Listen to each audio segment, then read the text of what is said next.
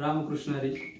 आज आमचे परममित्र अनिल महाराज क्षीरसागर यांचे सुंदर असे प्रकारे दोन्ही मृदंग बनवलेले आहेत. तरी बघूया कसा वाजतो.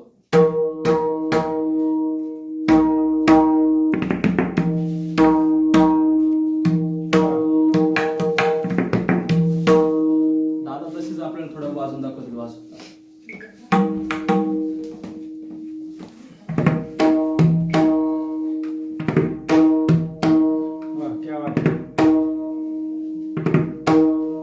परममित्र ज्ञानेश्वर महाराज बागल यांनी अतिशय सुंदर काळी दोन चपाकवास बनवलेले.